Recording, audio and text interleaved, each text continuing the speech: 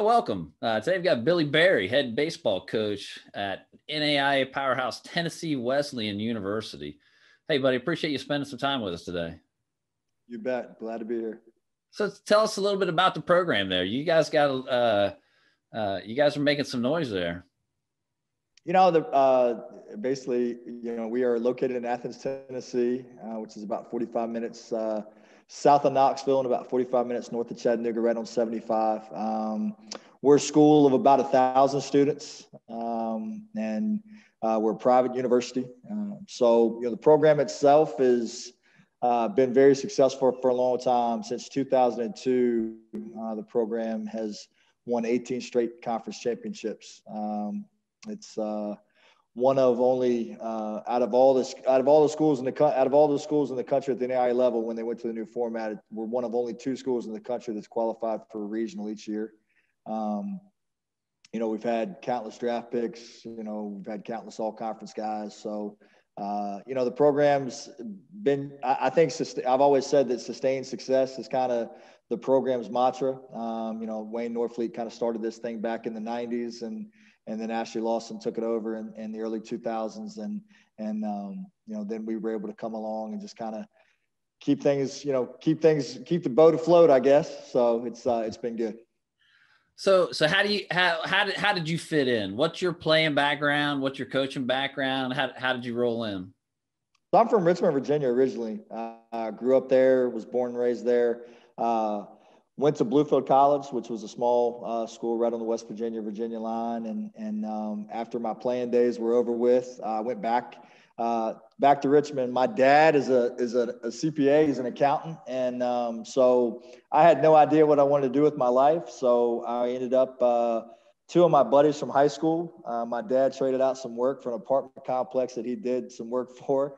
And we got a 3-bedroom townhouse. All we had to do was pay the bills.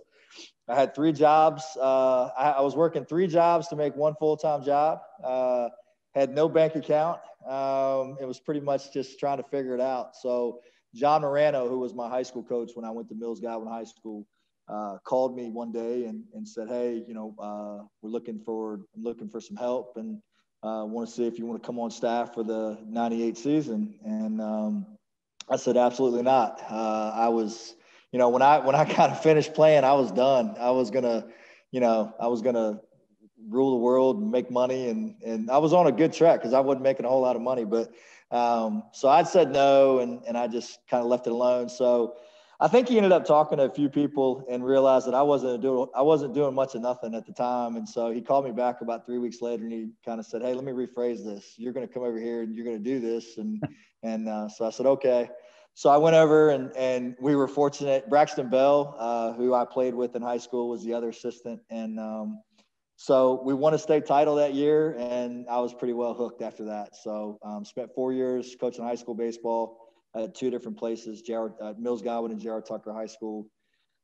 Then made a move to the college level, went back to Bluefield and was an assistant there for Greg Stewart. And I was there for 1 year. I was there for 2 years as an assistant. And the second year, Greg and his wife decided to move back to Oregon. He was from out in Oregon. And so they were moving back. And it was kind of funny because I think I was 26 at the time. And so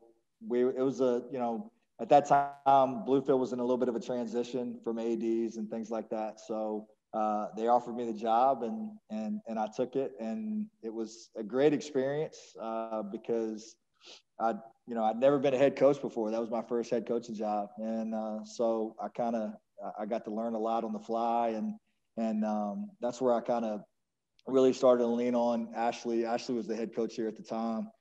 And we had been friends for a little while. And so Danny's now he's the roving pitching coordinator for the Texas Rangers, was the head coach at Milligan. So those were the 2 guys in the league that I kind of leaned on. And then 2 years, a 2-year stint there as the head coach. And then in the summer of 2005, the Wesleyan job came open, and Ashley had taken a job as a area scout with the San Diego Padres. And so it's, a lot of it's who you know and that sort of thing. And so I was able to interview for this job, and And in the summer of 2005, I took this job and been here ever since.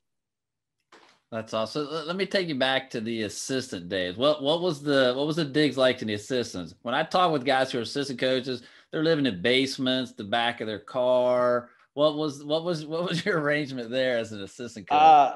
My arrangement was I was married, and so I was a school teacher. I was teaching school, back in Richmond. My wife runs she's a nutritionist, dietitian, nutritionist. She runs one of the three of the hospitals here now, but she was working at MCV when we were in Richmond. And so I had this bright idea that I was going to go from taking this, $35,000 job, $40,000 as a teacher. And I was going to go be an assistant and make $10,000 at Bluefield. So it was, the sell was tough, but at least we were going back to her hometown, where her parents were and her sisters and that sort of thing. But I made enough money in the first 2 years that I worked there as an assistant. I made enough money to pay, I think, like our insurance payment and something else. And that was pretty well it. I had a buddy of mine that I played with that was managing a CC's Pizza in Princeton, West Virginia. So a couple nights a week, I'd go over and wash dishes for cash. And so, yeah, it was interesting. There were many nights that I thought, what am I doing? And in the second year, we found out that we were having my first son. And so that kind of made it a little bit more serious, but it's all worked out. I've always said that we've taken a lot of chances, with this career and with this career path, but it always seems to work itself out. And I'm really blessed to have Jackie and every time that I've kind of come up with some off the wall, scenario about how we're going to change jobs and change, our life plan and that sort of thing. She's always been on board. So, but yeah, it was 10 grand doesn't go very far. They're always the best stories, man. When you talk about, hey, what the old assistant coach days. So obviously, we do recruiting here. I get parents. They ask a lot of questions. One of the big questions they always want to know, hey, where are the coaches at? Where are they going to be? So for you guys and your staff, are there some must-see recruiting events? Some events you've got some fruitful players. It's been fruitful for you that you're going to be at year in, year out. We're really fortunate to be only 2.5 hours away from Atlanta. So, all the perfect game stuff for us has been really good. The Whirlwood bats and things like that. I've also got, the good thing for me is my son's 17 now, and then I have a 12-year-old son. So, they played, my oldest son doesn't play anymore, but, when he was playing, and then my middle son now playing. And so you get to see guys at all different levels and that sort of thing. But, we've been fortunate to be in a position where, we can, make a trip and be in Atlanta in 2.5 hours and see some of the best players in the country. So those PG events for us have been very beneficial because it's just so close to get to. So if I'm a prospective player, I've got you guys on my list. What should I be doing to try to get you to come see me play or start that recruiting process? I think the biggest thing now is everybody's doing so many the camps and then the showcases and things like that, and you're trying to wade through what's right, what's wrong, and those sort of things. And I've always kind of said, you get asked this question a lot, and the one thing I've always said, and I've even told my boys this when they were kind of pursuing things and looking at that and just saying, hey, identify the schools. I think the first thing you have to do is you have to be realistic. I think that's the hardest thing, when you look at the cycle of things that goes on. It's being able to step back and say, here's where I've been, here's what I've been doing. Now, what does that line up with where I can go? Because I truly believe that there's a place for everybody to go. But I think that's the biggest thing is finding that fit and then really kind of trying to put yourself in front of those people. And I think with as many camps and with many showcases that colleges run now, that you have an opportunity to do that. Now, I don't think you go to everything that there is under the sun and you go to, every weekend you're somewhere else or whatever. But I think when you get down to it, it's identifying those 4 or 5 institutions that realistically you think that you have an opportunity to play at, and then trying to put yourself in front of those people as opposed to just running around and jumping in everything that somebody sends you a letter for. So obviously D1, NCAA D1, they've got like, 10,000 pages of rules, regulations on recruiting, what they can do, time periods, all that. From an NAIA standpoint, what are some of the restrictions or rules that you guys work under in the recruiting side? There's really not, man. That's the really nice thing about it is I can call you in the morning and I can eat dinner with you in the evening. So it's one of those things where we really have the benefit of being able to, spend as much time as we possibly can on a kid. And, whether that be a high school kid or whether that be a junior college kid, there is no dead period for us. There is no sign-in period for us. So everything's pretty much open. And I think that's something that, and I think it's something where with small schools, it's a benefit because you're fighting a battle as a small school. Because you're not a big name. You're not one of those household names. You're not one of those. So that relationship piece for guys in the smaller school setting is important. So I think the more time that, so the time allows us more to make those relationships and kind of spend that time as opposed to having to, make a phone call once a week and then have to log it and these sort of things. We just don't have those restrictions. So I think it helps. So what about time frame? I'm maybe middle school. I'm getting ready to start high school for NAIA, and maybe it's different, for different types of programs in the NAIA. But what's the normal time frame recruiting timeline that you guys work from? From a standpoint of scouting guys, following guys, and then like making some offers and actually recruiting guys. I think you're always looking. I don't know if there's a timeline on looking. I mean, I think there's times that we've gone places and you see some kid that's, a little bit younger and you may jot the name down and that sort of thing. I don't think NAIA is ever going to get to a point that NCAA is at right now where they're out recruiting, 23s and 24s and going that far ahead. I think it's for two reasons. One, you're not going to get kids to commit because of the fact, again, it goes back to that fighting that small school battle a little bit. If you get a phone call, in the state of Tennessee, if you get a phone call from Tennessee Wesleyan, Vanderbilt, or Tennessee, which phone call are you going to take? I'm going to call Tennessee back. I'm going to call Vanderbilt back.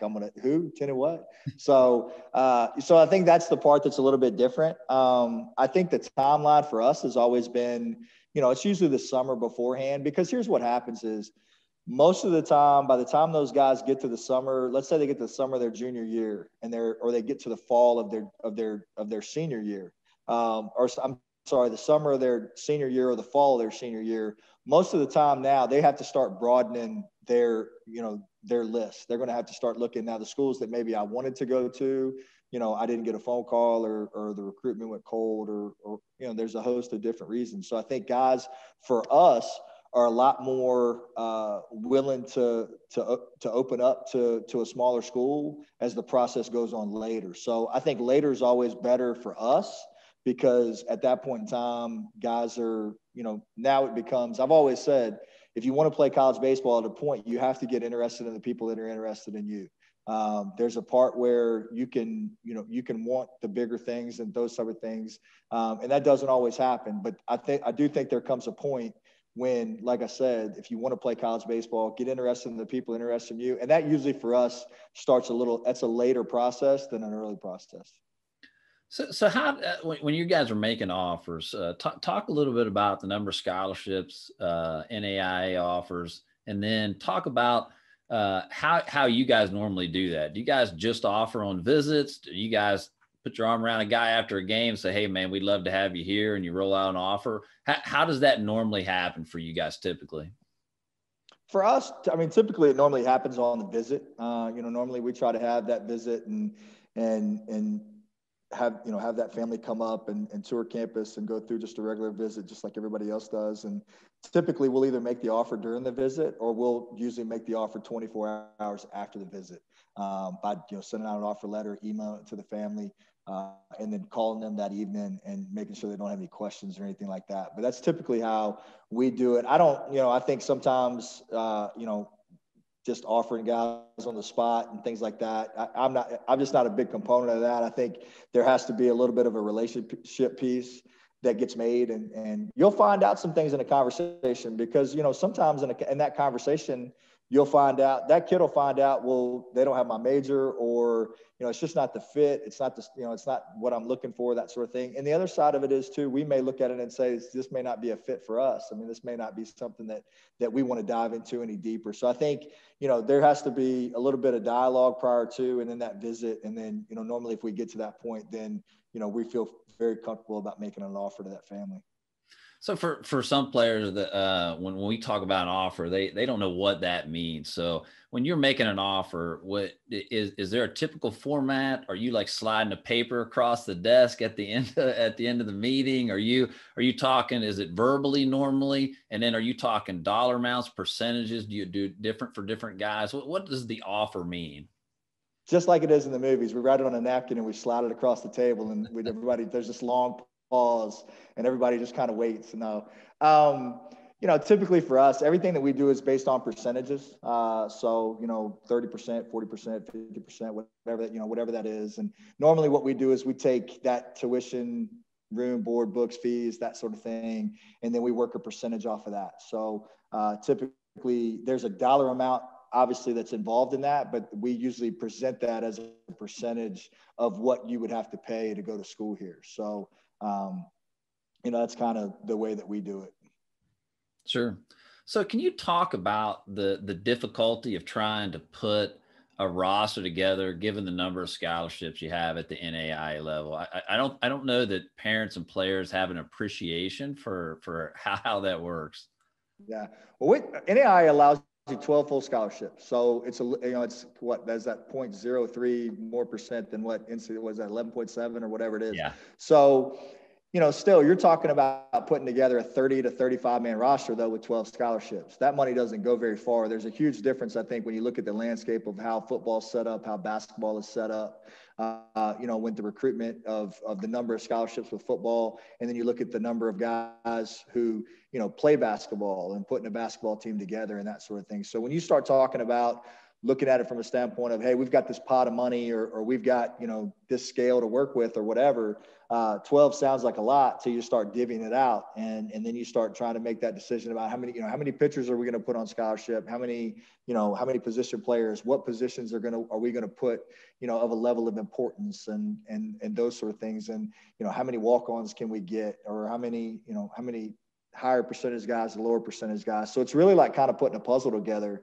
and that puzzle changes, you know, all the time. And I think especially in where we are right now has made it more difficult than anything, because you've got, you know, especially when you look at the landscape of last season, and you've got an incoming class coming in, and you've also we returned 11 of 13 seniors who got their year back. Wow. And then we had a recruiting class of, you know, 6 to 7 to 9 guys. And now you're looking at going, okay, now we have to crunch all those numbers and we got to get all that under, you know, a certain amount of money.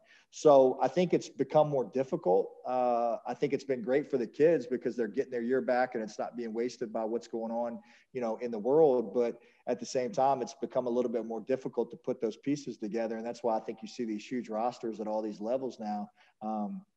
But you know, I think it's like anything else. I mean, there's going to be years where you're going to be a little bit more heavy on the mound, a little bit lighter offensively, but I think the biggest thing that you're trying to do in each class that you put together with the money is just find the balance of what, you know, gives you the opportunity to put the best product on the field, you know, day in and day out.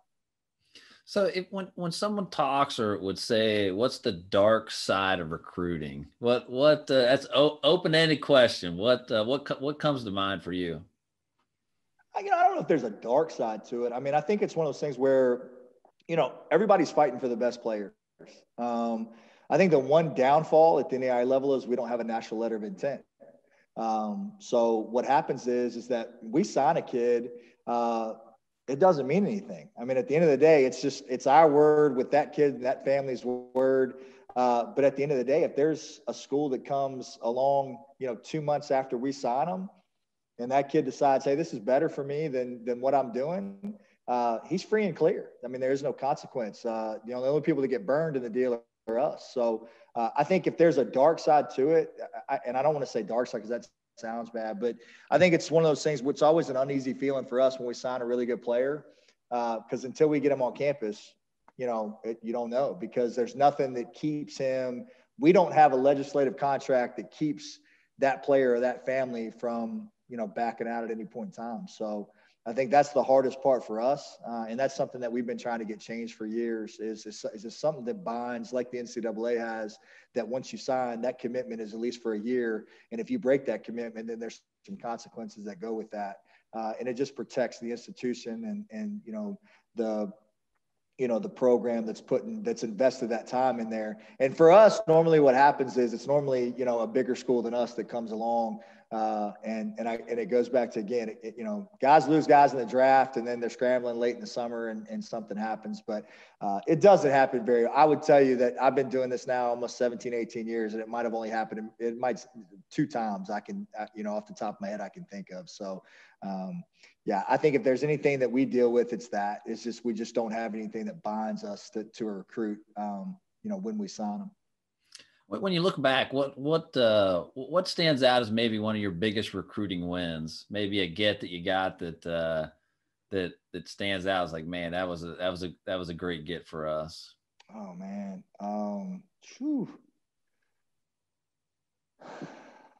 Stumper, good. It is a stumper.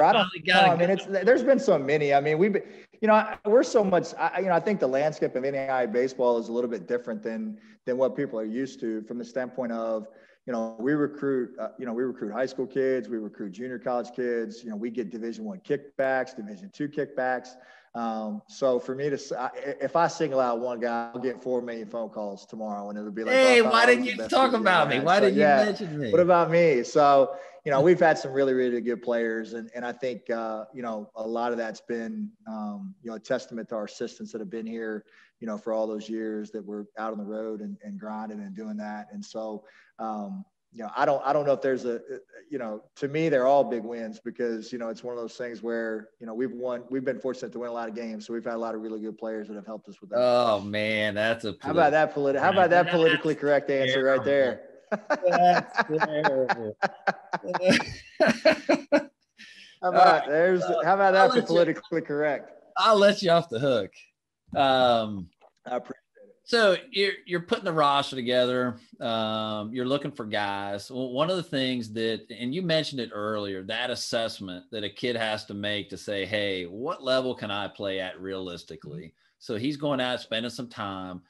Let's go position by position and tell me some of either the measurables or some of the things that you look for that will get you to come see me play. What's kind of like the bar? Maybe let's talk. Let's go right-handed pitchers. We'll go easy.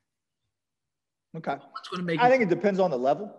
Yeah, I think it depends on the level. I think we when I was looking over this stuff that you sent me, I think one of the questions was, what's projectability? And I think when you're looking at those high school kids, that's really what it comes down to. It's looking at the framework of what it is, and then seeing what it can, and then trying to paint that picture of what it can be, a year or 2 down the road. I think, obviously size, plays into that, and from the standpoint of, I think command of 2 pitches is a big thing coming out of high school now. Guys that can command a fastball and then can command another pitch. I think those guys are successful early, especially at our level. And I think that you look at, arm speed, I think is another thing, because I think sometimes arm speed velocity will grow if there's some hand speed in there already. It's just maybe a situation where it's just a bigger, faster, stronger thing. And the weight room usually kind of takes care of that. Being a multi-sport athlete, I think is also important. And I think the downfall, and that's all the other thing that you have to look at is, let's say there's a kid that plays football, basketball, and baseball, where he really doesn't ever put the time in to just work that arm strength or get in the weight room because he's playing different sports and different things like that. So you look and you say, okay, if we make this guy a full-time baseball player, now what is that going to look like after 6 months of the fall in the weight room and the strength program and obviously, working with our pitching coach and, the weight of ball routines and all these things, what is that guy going to look like in January or February, after his freshman year? So I think the projectability piece, but you have to be able to understand what you're trying to project. And then really, where does that fit in the framework of what you value as a young kid, or what you value as a young kid on your pitching staff, and that sort of thing. So what when we talk velocity, let's say over the last 5-10 years, what's kind of the range of, like, and I'm not talking where they end up, but like freshmen coming into the program, what's a typical range? I think they're all over the place. I mean, I think it's one of those things where, we've got a kid right now that's, from Georgia, that was a high school kid that coming out, and Chandler was, 87 and 90 when he was coming out of high school. And he's held pretty firm, with that. We've also had guys that have come in, we're recruiting a kid right now that's 86 to 88, right now. And, but he's probably more 86 than he is 88. And so I think you're looking at those numbers and you're saying, at the end of the day, I don't know how much of it is for us. We like velocity, but we also like outs. So, I think there's other data now that plays into that as well. I mean, with Rapsodo and everything else. I mean, I've seen kids, over the last couple of years, as we've gotten into this Rapsodo thing and we've looked at it and we said, okay, a guy throws 84, 85, but he never gets hit. And then you start looking at spin rate, you start looking at different things, and it starts to tell you a little bit more story about these guys that maybe don't throw as hard, but miss a lot of barrels. So I think there's another piece to it now. I mean, obviously everybody wants those hard throwers because that's just part of it. And you work inside the framework of, it's kind of like, you can't teach a guy how to run fast. You know what I mean? I mean, that guys they can run fast or they can't run fast. I mean, I've yet to see us turn a 7.5 runner to a 6.5 runner. So, it's one of those things where I think there's certain things that you're just maybe not going to be able to do in a 4-year span. But I think there's other things now that play into it. And I think that's why you're seeing some of these guys now that maybe don't throw as hard, but they get outs, and some of that data that we're seeing now is starting to tell the story why that happens. What about behind the dish? It seems like that's a really tough position to find measurables, because I mean, pop times are almost kind of a joke nowadays with the way you see them done at showcases and stuff like that. Sure. What do you look for when you go see a catcher or that catches your eye? I think leadership is the biggest thing for me. I mean, a guy that's vocal, a guy that you really see. I mean, I've always said when you're catching, there's 8 other guys looking at you. All right. You're the only guy looking at 8 of the guys on the field, but 8 guys are looking at you. Every pitch, every play, you're the guy that's on center stage. So I think leadership is a big thing for us with that. It's just a guy that wants to kind of take control and wants to, be extremely vocal, takes charge of the infield, takes charge of the staff, those sort of things. I think that's the first attribute that we look for, is just a guy that, is a take charge kind of guy. And shows those leadership qualities behind the plate. I think you can also tell a lot about the relationship between a pitcher and a catcher, just in the way that the pitcher deals with him. Certain pitches that they throw in certain counts, there's a trust. If you see guys that are, in those 1-2 and 0-2 counts, that they're not afraid to throw a ball in the dirt because he's blocking things up. I think it speaks to the relationship piece of those guys and the trust that they have. Obviously controlling the running game, a lot of that has to do with the pitcher, but at the same time, being able to, catch and throw and do those things. I think it's all for us defensively. I think the last thing that we look at is what somebody's going to do offensively, because I think it's such an important position from a receiving standpoint, stealing strikes, being able to, have that relationship, with the staff or just that leadership, quality. And then, so for me, it's a big defensive piece first, and the offensive piece kind of becomes secondary, because it's hard to find, nowadays it's hard to find guys that can do both things.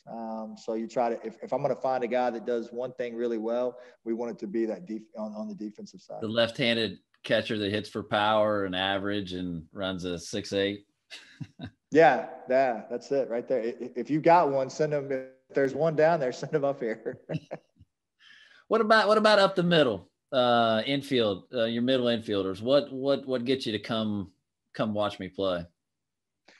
I think it's such an athletic position. I mean, I think that's the one thing that we talk about is the athleticism piece. I think when you look at the landscape of baseball now and it's become a year-round thing, I think we're losing a little bit of athleticism piece, with guys. But, again, I think, when you look at, middle guys, I've always said that your best defender needs to be at second base. We've always said we want our best defender to be at second base because they're involved in, so many different things, that turn, at second and turn and double plays and things like that. But I think it's just the athleticism. I mean, I think arm strength plays into that as well.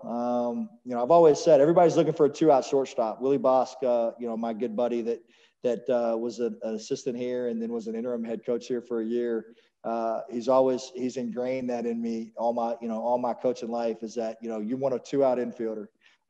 And I used to always, the first couple of times I was like, what in the world's a 2-out infielder? And he said, when the ball gets hit with 2 outs, you're walking off the field because that guy's going to get you an out. And I think that's, one of the biggest things. I think the ability to make the routine play look routine. I think we live in a world now where flashy is better. And when you look at that, so I think, one of the things that we look at is, if infielders just making routine plays look routine. And then obviously, when you look at it, the recruiting process now, and you see so many shortstops in a class, and the reason why is because obviously they spread them out and they do some, they do different things with them when they get to college. But I think it speaks to that athlete. If you're in the middle, you're an athlete. And most of the time you may not be the best shortstop, but you're the best athlete. And they put the best athlete there at short. So that gives you the ability, I think, to be able to look at a guy that maybe is playing the middle and say, this guy, projects as a corner outfielder, or he projects as a third baseman, or, whatever. So I don't know if it's just as much as looking at just the middle infield and saying, hey, look at this shortstop as much as it is, hey, look at this really good athlete. And where else could he, he's maybe not a shortstop at the next level, but where could he benefit us, in the other, spots in the field. So a lot of times on the corners, guys are looking for a little bit of pop, but a lot of times, man, that's tough to project. How do you guys pick guys there? Or do you find guys and move them just based on, hey, this kid's starting to rake, or this kid's got some power? What do you look for in the corners? I think the biggest thing is from the offensive standpoint is, looking for guys, doubles guys, I think in high school, guys are going to grow into power.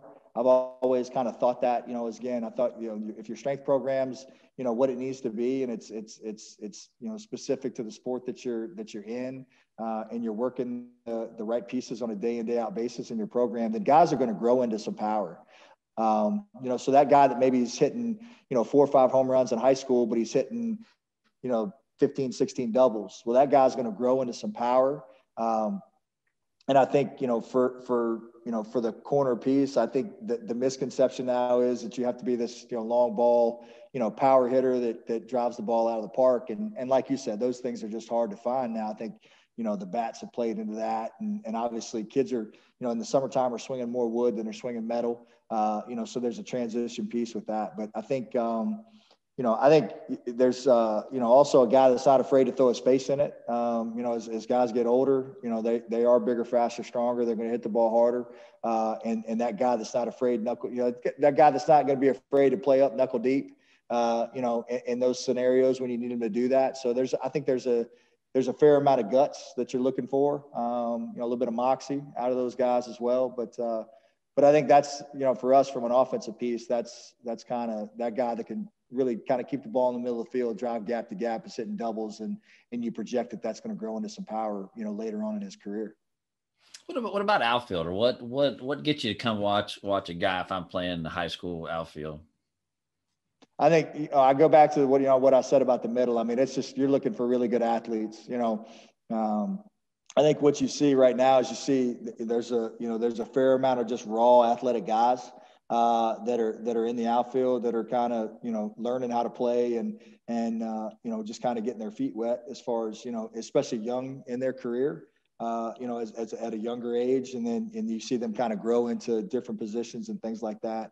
Obviously the speed part, you play in some, we play in some really big parks. So, we're very fortunate right now to have 3 really good guys that can really run and are very athletic, and it's really hard to drop a ball, somewhere in the outfield. I think as a former pitcher, I like that big ballpark, good outfielders. I'm all over that. Yeah. I think the instinct part, instincts are a big part of that as well. I think you can tell a lot about a guy, just off the first couple steps, route running, things like that. I think it's understanding that, the ball's going to be in a spot, and I've got to get to that. I've got to find the quickest and fastest way to get to that spot. And so I think, when you look at, just guys' first couple steps and their feet and things like that, I think arm strength for me is, I think, throwing the baseball in the outfield for me is a little bit overrated. I don't really know how many times. I think you can go back in a given season and you can think about, there's probably a handful of times that there's an assist that's made from the outfield that's a game-changing assist and things like that. So I think, we value it, but we don't put a ton of value on it. The defender piece, and then, from an offensive standpoint, again, I think that's the other part too. When you've got a guy who, offensively can go a little bit, but is not an infielder, then the corner outfield spot is kind of where you try to develop that guy into. And so I think as for us, that's, probably what we look at is just as much as anything is, how do we put our best non-hitters on the field? And sometimes, the development piece in the fall when they first come in, or whether it be a high school kid or a junior college kid, really spending some time, working on the defensive part of things, because you got to figure out a way to get that guy's bat in the lineup. So you mentioned with the catcher, hey, you're looking for some leadership. You talked about third base being, hey, having a little bit of grit on the corners. If you're seeing a guy 3-4 times, or talk to the parents or players out there. How do you discern that information? Who are you talking to gather that piece about a player, other than just watching them from the right field stands? I think obviously the coaches that they play for give you the best, most of the time give you the best. I think the best part is the guys that you have a relationship with. And I think that's one of the biggest things that we try to do, is try to recruit from places that we have a relationship with the guy. Because, sometimes, look, guys we do it, we get caught up sometimes as well. And I fall in love with, certain players, and I may be looking at, through a different set of lenses than somebody else is looking at. So I know sometimes, we can oversell things, at times, and obviously what you want is you want your kids to move on and get the opportunity to play. But, I think we try to get guys from people that will tell us that, hey, here's what I see. And then they look at you and go, well, you're not seeing the same thing that we see every day, or you are seeing the same thing that we see every day. So, I think, obviously if there's scouts in the area that maybe have seen them play and can give you kind of an unbiased opinion of what they think he is and that sort of thing. But I think, the coaches give us the best ability to be able to, really get down to if what we're seeing is really what it is. And if the picture that we have painted in our own minds is the picture that kid's painting on a daily basis with everything that he does, whether it be in games or practice or what have you. So take me a little bit behind the scenes here. So I know recruiting never ends, right? But you're through your season, you're getting ready for, summer travel ball and hitting a recruiting trail. Take me into some of the coaches meeting. How do you guys attack that? How do you guys split it up? What's that approach look like for you guys? I think that it really kind of depends on what kind of year that we're in. If there's years when we are a little bit older that we might try to go after some younger guys. And then there's years when we may be, a little bit younger and we've got to get, a little bit older, a little bit quicker. So I think it really depends on the year that we're in, whether we go with, 30% high school kids and 30%, junior college kids or older kids or whatever. So, but normally that's a conversation that we have. We meet every Tuesday about recruiting. So we talk, each Tuesday about where we are and what we're doing, that sort of thing. So I don't really think there's, it's an open-ended thing for us. So there is no timeline. I mean, it's just it's a constant moving thing. And a lot of times what we try to do is if we've got an older guy, let's say, we've got a junior or senior, we may try to find that projectable, kid that is coming from high school. We don't, it just kind of, like I said, for us, it just really depends on the year and where we're at. I would say that, normally 25 to 30% of our roster is made up of high school kids and the rest is made up of transfers. I think it's just when you look at the landscape of the top 10 or 15 teams in the country at our level, that's kind of how everybody's making their hay is with those, with those transfers and things like that. But we've really, we've been very fortunate to sign some really good high school kids, over the time here. And so I think, like I said, I don't know if there's really a timeline as much as it's just where we are in the cycle of our team, and what the landscape of that looks like will depend on, what age kid we go after and when we go after them. So obviously the high school kids, that's a summertime, a fall, maybe, winter camp, something like that. What's the junior college recruiting like? Are you doing most of that during their fall season? Are you able to see guys in collegiate leagues? What's your approach there? A lot of it's normally in the fall. I mean, a lot of the JUCOs do a great job of having those fall showcases and where they bring their entire league together and they play, or they do it in an all-star type setting, or they do it where, they bring every team in. Like Tennessee does a great job. Like they start on Friday and they play, 4 or 5 of the teams come in on Friday, 4 or 5 of the teams come in on Saturday, the rest of them come in on Sunday. So you can see every junior college team in the state of Tennessee, in one weekend. So a lot of this, a lot of places do that. North Carolina, South Carolina does that. Florida does that. Alabama does that.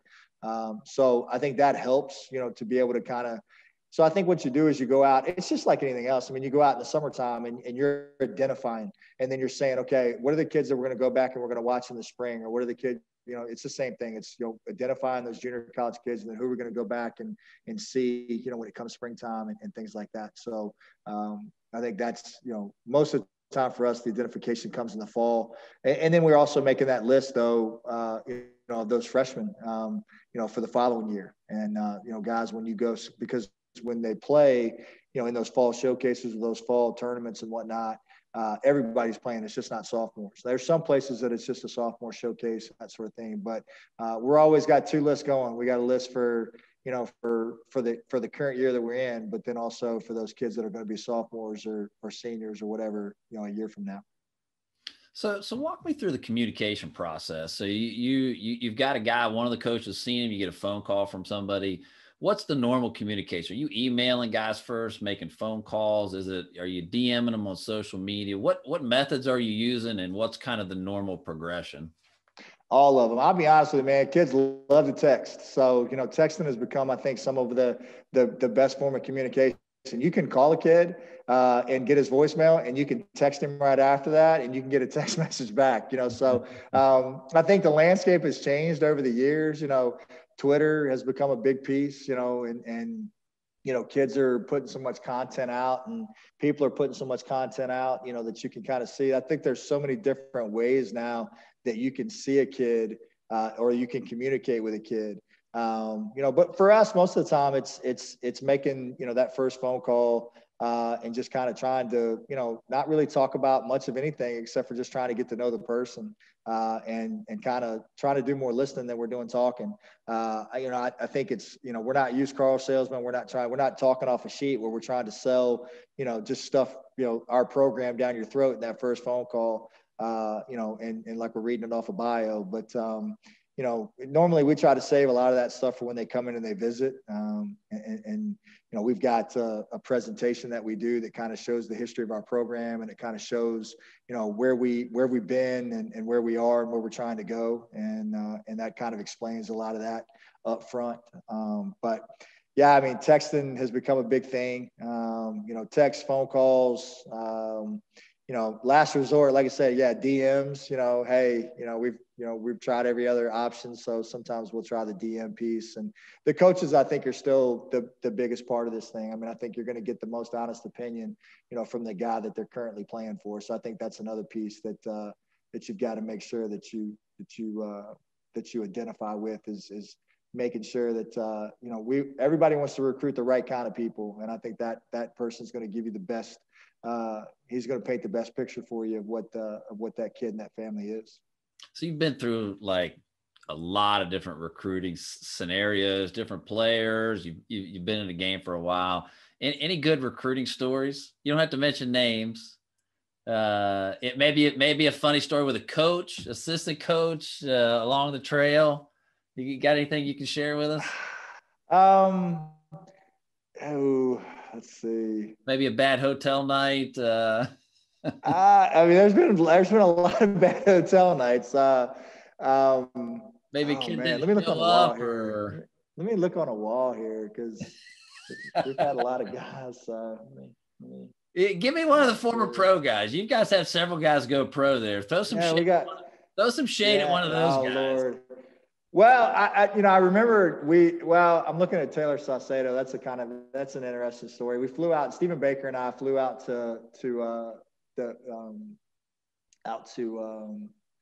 it was at Lower Columbia College out in Oregon. And we'd been there all day and we were flying back on the red eye that night. And so we are sitting there and, it had been good or whatever, but it was just kind of like, it was either really high end guys or guys that, that didn't fit what we were looking for. And all of a sudden, we've been there since about 9 o'clock in the morning. And at this time it's like 9 o'clock. I think it's like 8 o'clock or 9 o'clock at night. And this big 6'5" left-hander gets on the mound. And so he starts to throw. And the first pitch he throws he's like, it's like 89. And the next pitch is like 90. And there's only like about 4 or 5 guys that have made it through the whole thing. And so we kind of perk up and the next thing you know, he throws a couple more pitches, whatever. And so I remember there was a couple bigger schools. I can't remember there was a couple Division I schools that were still there. And so at that point in time, they were able to still talk to guys. So we kind of were standing, we were kind of standing in line and the first guy went up and the conversation took like 10 seconds and he turned around and walked away. The next guy went up, it was like 10-second conversation. And then we walked up and then realized that academically he wasn't going to qualify for NCAA. So that was one of the stories where, we kind of, we stuck it out and grinded the day out and we ended up getting a 6'5" lefty out of the deal who, ended up getting drafted, by the Blue Jays after senior year and is now in AAA and is doing really well. So, I don't know if I'd have to think about it. But there's been some, there's been some wild ones, but those are kind of those, you sit there all day and you're looking for, that's the one thing about being a small school guy is that, you don't have the luxury to walk in there and just identify, hey, I'm here to see, this guy, and then I'm out. We're sitting there all day long. You're trying to find a needle in the haystack. So that night, the needle happened to be a 6'5" left-hander. The 6'5" lefty that throws late in the day on the showcase. Yeah, that's a pretty good, that's selective showcasing there. There's no doubt. For sure. So listen, I'm a player. I'm looking for a home. Why Tennessee Wesleyan? Man, I think, we talk about, each kid that comes in, I think the first thing that we talked about is tradition. I think it's such a tradition-rich program. When you look at the success piece, it's not the coaches because the coaches have changed, over the years. I've always said the faces have changed, but the tradition kind of stays the same. So, I think the brand of baseball that we play, I think, there's some core values that have kind of stuck, throughout the coaches and throughout the years. And I think what this team looked like, back in the, 90s when Coach Norfleet was coaching it and back in the early 2000s when Ashley was coaching it. And then obviously what it is present day. I think when you look at those things, I think you can take a lot of similarities away from, decades worth of teams. And I think that's the thing that we're all the most proud of is that, even though the uniforms have changed a little bit and kind of the years have changed, but that, kind of those core values of who we are and how we play has kind of stayed the same. I think, we play I think, Ashley's always said, when I first came here, he talked about, he's a big Duke basketball fan. I'm not a big Duke basketball. I'm a Tar Heel fan. So we kind of go head to head a lot. But one of the things that he said, if you ever watch Duke play, if you ever watch a Duke team play basketball and I think Mike Krzyzewski is one of the greatest coaches in the country at any level at any sport. And, but you really watch the intensity in which they play with. And when I first got the job here, we were talking and he said, the whole goal that I tried to create, when we first took this job was to find a way to play Duke basketball on dirt. And so I think when people talk about us, I think some of the things that they talk about is the intensity, the energy that we play with. It's kind of that, we want to play fast, but we want to play in control. And defensively, we talk about that a lot. We practice fast. And so the goal for us is to make you raise your level when you walk in the gate. And for us, we're practicing and playing at that pace every day. And so, for us, the games kind of slow down, and we've always said we want to force the other team to make a decision: play the way you normally play, or try to raise your level to play at the speed that we're playing at. And I think kids like that. I think it's a little bit different.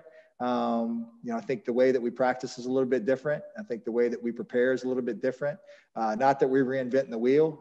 I just think it's something that is kind of passed down from me, from previous coaches that coached here, and it seemed to work. And so, I don't know if that answers the question or not, but it's just kind of when we talk about our program, it's kind of, we talk about just those core things that have always kind of sustained over time. And I think that's what's made us, as successful as we've been. Billy Berry, head coach, Tennessee Wesleyan University, NAI powerhouse, buddy. Hey, I appreciate you spending an evening with me. You bet, man. I enjoyed it. Thank you. All right.